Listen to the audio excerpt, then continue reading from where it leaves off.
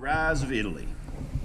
From about 1290, art in Italy began to change, a process that is now known as the pre-Renaissance or Proto-Renaissance.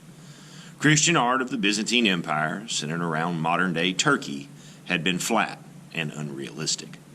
These Italian artists painted the same religious subjects as the Byzantines, but made their paintings more lifelike. Realistic proportions.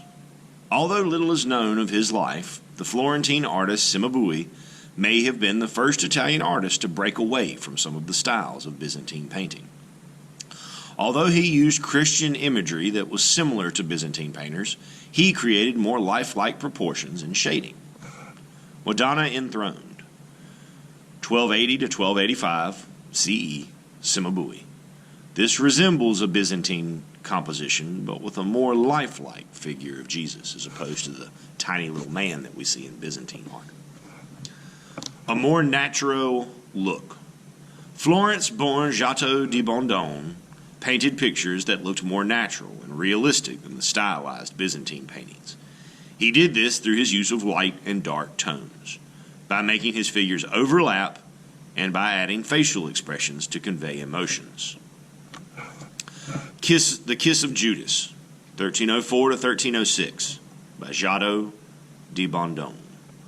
In this fresco, overlapping figures give a sense of depth or of creating space. Rich color. The artist Duccio di Buoninsegna lived and worked in the Italian city of Siena. He ran a large workshop, creating expressive and delicate paintings that emphasized color and harmony.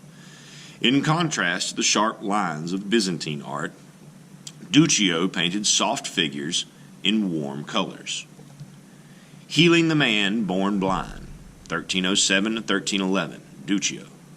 This soft, colorful painting shows the story of Jesus performing a miracle. In this period, Italy was divided into city-states whose artists would compete with each other. Primary city-states in competition at this time being Florence, Naples, Rome, and Milan.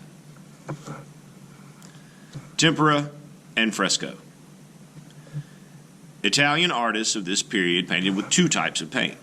One was tempera, a dry powdered pigment or color mixed with egg. Tempera paint could be brightly colored, but it dried quickly, so artists had to work quickly. Some artists also painted on freshly plastered walls using the fresco technique that the ancient Minoans had used since about 2,000 years BCE. Annunciation with Saint Margaret and Saint Encenas, 1333, Martini and Mimi. This huge image, measuring 120 by 104 inches, was painted using tempera and gold on wood.